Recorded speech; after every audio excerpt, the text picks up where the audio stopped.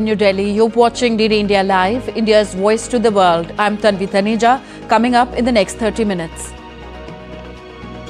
Russia has no preconditions for talks with Ukraine, but Istanbul agreements could be the basis, says President Vladimir Putin. BJP MPs filed police complaint against Rahul Gandhi for alleged assault on BJP MP Pratap Sarangi on Parliament premises.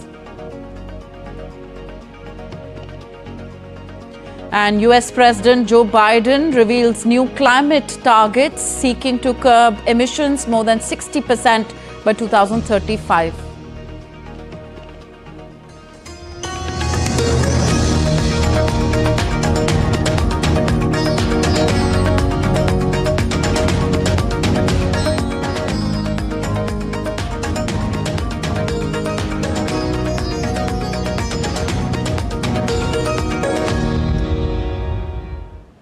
Russian President Vladimir Putin held the annual year-end news conference in Moscow on Thursday, in which he spoke on various topics, including internal Russian politics and economy, as well as foreign policy and the conflict in Ukraine. Speaking on Ukraine, Putin said that Russian forces were moving towards achieving their primary goals on the battlefield in Ukraine and were taking control of significant territory every day.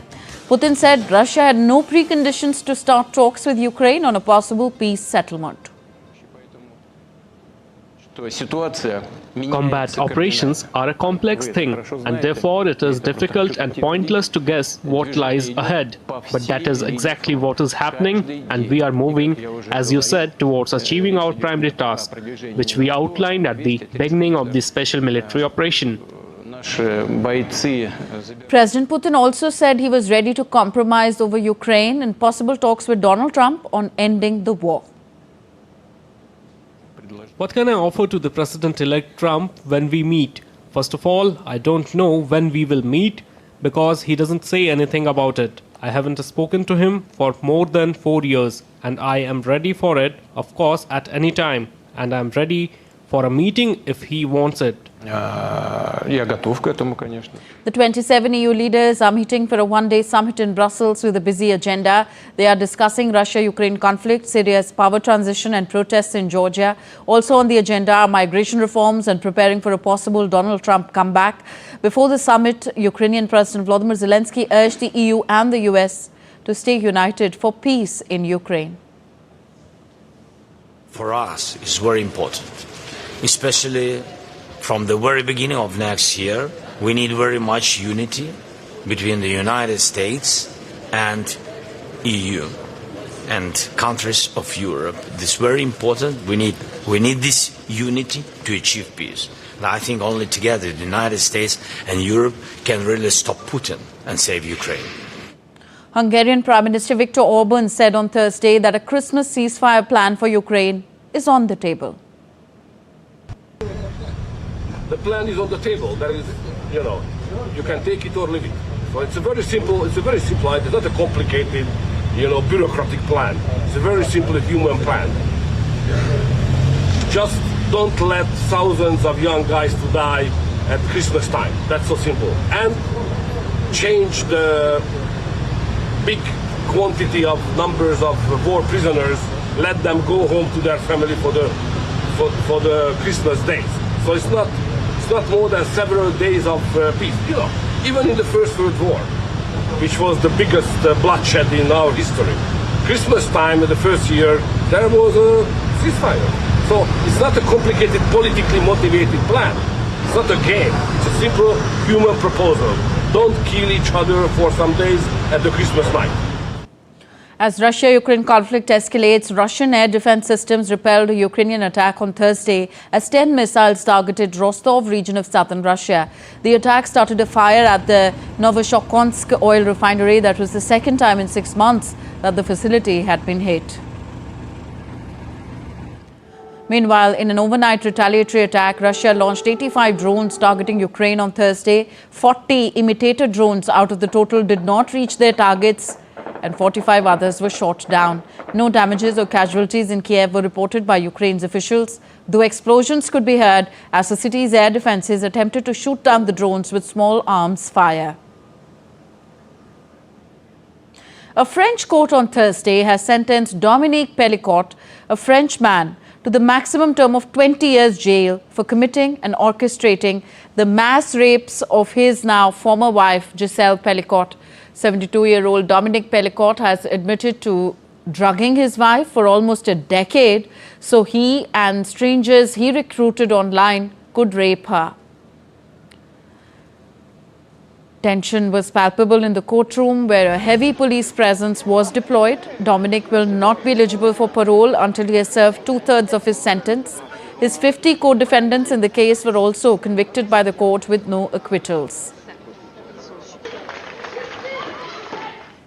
Ahead of Prime Minister Narendra Modi's historic two-day visit to Kuwait, DD India's Akshay Dongre spoke with Indian Ambassador to Kuwait, Dr. Adarsh Swaika, on the growing ties between the two countries under the leadership of Prime Minister Narendra Modi, the significance of Indian diaspora in Kuwait, the growing trade and the impetus of the relations that will get with this historic visit of Prime Minister Narendra Modi.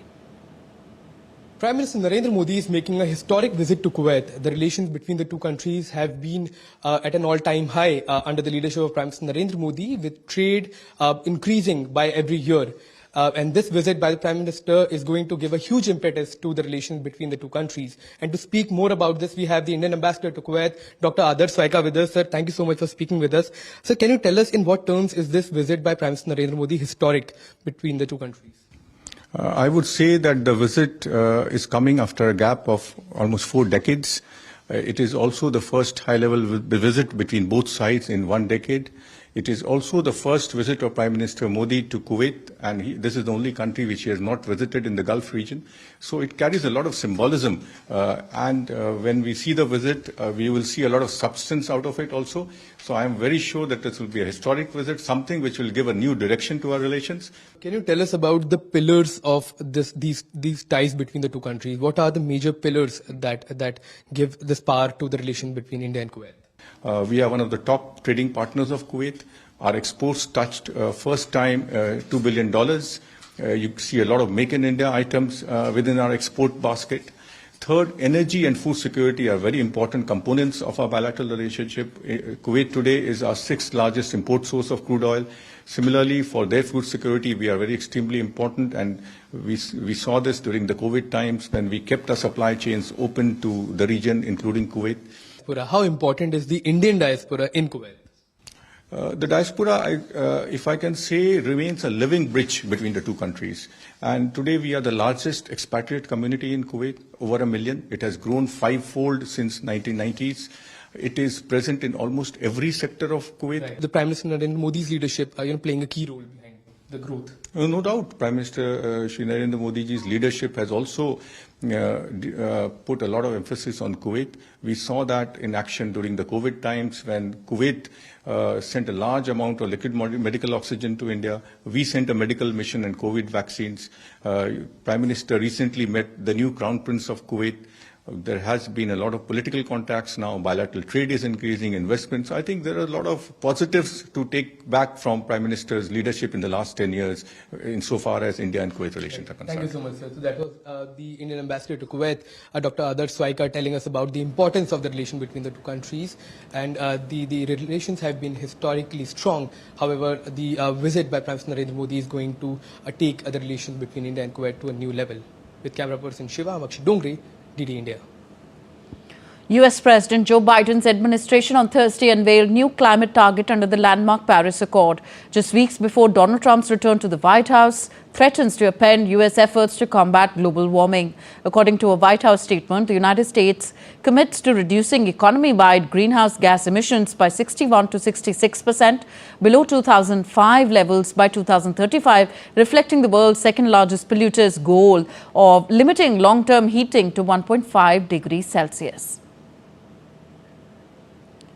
India's Ministry of Culture has partnered with France's museum development to create the Yuga Yugin Bharat National Museum in New Delhi. Inspired by France's Grand Louvre, this collaboration celebrates India's civilizational heritage while preserving its architectural legacy, marking a milestone in cultural and global cooperation. DD India's Tapas Bhattacharya has more.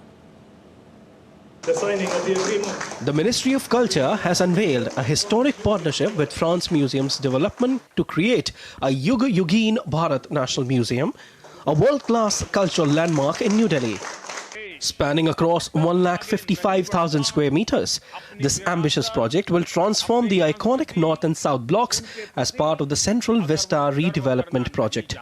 Not only celebrates India's unparalleled cultural heritage, but also embodies the power of international cooperation.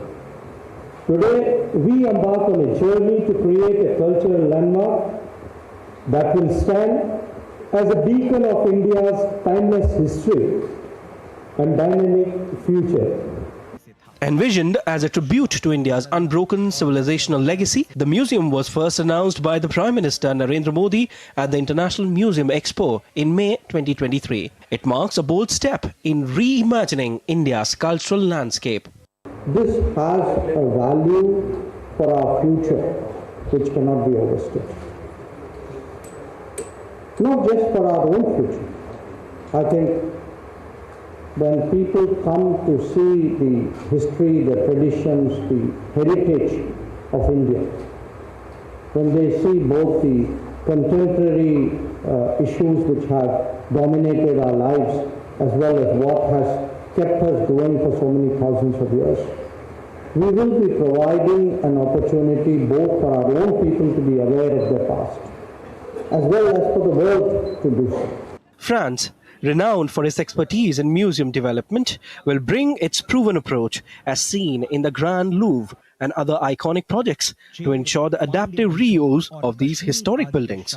It's an immense honor for us that a French agency has been chosen to conduct this highly strategic phase of this essential project. The signing of the MOU today is the fruit of a long dialogue which shows our people's ability to work hand in hand.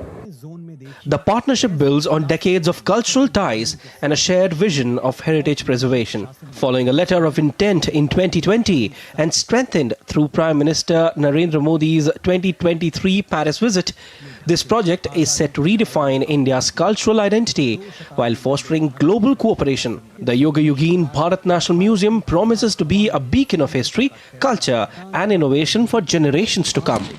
Tapas Bhattacharya reports for DD India. Next, we take a look at other stories making news across the world. Malaysia's High Court on Thursday acquitted Rosmah Mansor, jailed former Prime Minister Najib Razak, sufficient grounds to charge her. Najib, Rosmah have been the subject of multiple graft investigations since Najib's surprise election defeat in 2018. Both have repeatedly denied wrongdoing.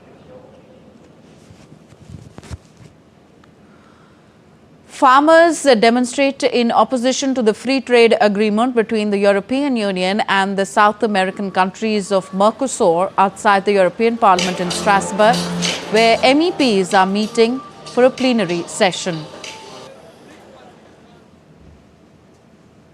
Kosovo's capital, Pristina, hosts large Christmas markets this year in a display of cultural diversity in the predominantly Muslim nation. The municipality of Pristina has set up 3 Christmas markets with thousands of people visiting daily. Still to come on this edition of DD India Live. India's Home Minister reviews security situation in Jammu and Kashmir. And ICC Men's Champions Trophy to take place in Pakistan early next year. India's matches to take place at a neutral venue.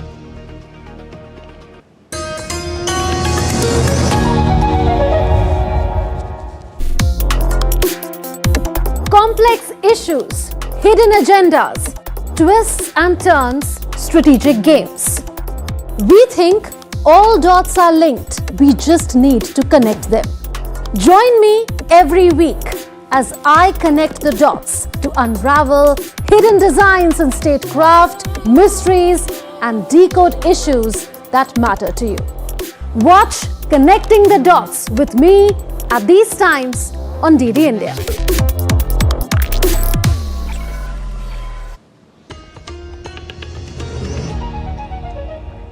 Welcome back. You're watching DD India Live. I'm Tanvi Taneja. Union Home Minister of India, Amit Shah, on Thursday has chaired a high-level security meet focusing on key security issues, particularly those related to Jammu and Kashmir. This was the first such meeting on the Union territory since the assembly elections were held there during September-October. Jammu and Kashmir Lieutenant Governor Manoj Sinha, along with senior officials from the Army, paramilitary forces, Jammu and Kashmir administration, intelligence agencies and the Ministry of Home Affairs participated in the meeting.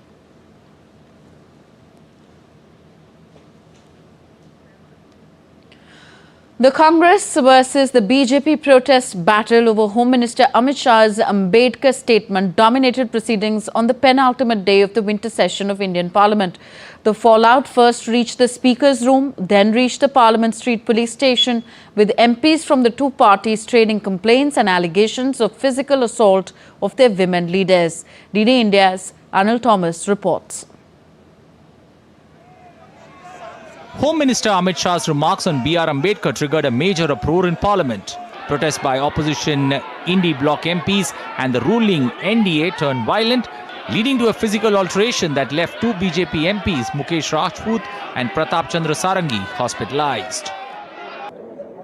Congress के इतिहास को आज पूरे देश के सामने रखा गया, उससे कांग्रेस पूरी तरह से झल्लाई हुई है और जो उनका असली काम करने का तरीका है वो आज सामने आया। किस तरह से उन्होंने हमारे दो सांसदों को धक्का मुक्की करके उनको घायल किया, दोनों सांसद अभी हॉस्पिटल में हैं। ये संसद की मर्यादा है। Earlier this morning, opposition MPs led by Congress staged protests in Parliament dressed in blue, a colour associated with Ambedkar, and demanded Amit Shah's apology. Meanwhile, BJP MPs countered with their own protest, accusing the opposition of disrespecting Ambedkar. The confrontation reached a flashpoint near the Makar Dwar of Parliament, where members from both sides clashed. BJP MPs Pratap Chandra Sarangi and Mukesh Rajput reportedly sustained injuries and were shifted to the ICU. खड़ा हुआ था, राहुल गांधी एक MP को धक्का लगा, मेरे ऊपर गिर पड़ा और मैं नीचे गिर गया। किसने धक्का मारा? राहुल गांधी ने? हाँ, राहुल गांधी ने। Prime Minister Narendra Modi called up the injured MPs and inquired about their health. आज जो लीडर ऑफ ऑपोजिशन श्रीमान राहुल गांधी ने जिस तरीके से आज गैर प्रजातांत्रिक तरीके से प्रजातांत्रिक व्यवस्था में लोग जो हमारे सांसद थे वो प्रदर्शन कर रहे थे, उनके साथ धक्का मुक्की की, जिसमें हमारे दो सांसद घायल हुए, हॉस्पिटल में भर्ती हुए, उनका इलाज चल रहा है। Rahul Gandhi, on the other hand, claimed that BJP MPs obstructed him and Congress President Mallikarjun Kharge from entering the Parliament building. ये एंट्रेंस है पार्लियामेंट हाउस की जी, और हमारा अधिकार है अंदर जाने का, और बीजेपी के जो मेंबर्स हैं वो हमें अंदर जाने से रोक रहे हैं। Leader of the opposition in both houses have written letters to the Speaker and Chairman seeking an inquiry into the security breach in Parliament. We condemn this. We have written to Honorable Speaker of the Lok Sabha. The clashes and ongoing protests forced both the Lok Sabha and Rajya Sabha to adjourn. Go on record. Nothing will go on record. We can't allow the country to be plunged in anarchy. Honorable members, we cannot allow the country to be plunged in anarchy. BJP MPs then reached the Parliament Street Police Station to file a complaint in connection with the scuffle. हमने section 109, 115, section 117, section 125, section 131 और section 351 के अंतर्गत उनके खिलाफ complaint दर्ज करवाई है। और अगर मैं आपको कहूं तो सेक्शन 109 अटेम्प्ट टू मर्डर है, section 109 is attempt to murder. Women MPs from the Congress party too marched to the police station to file their complaints.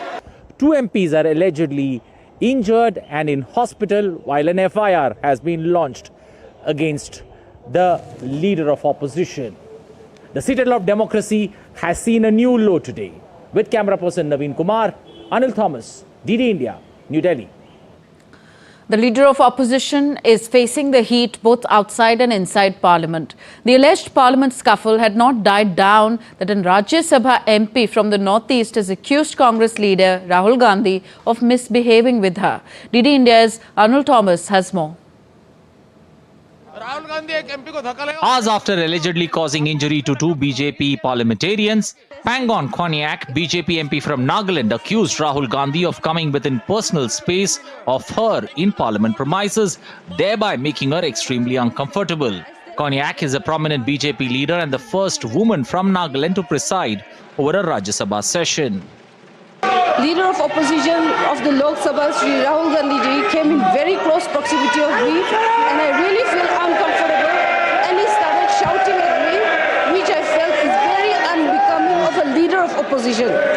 Parliamentary Affairs Minister Kiran Rijiju said the behavior by the senior Congress leader defied the parliamentary etiquette.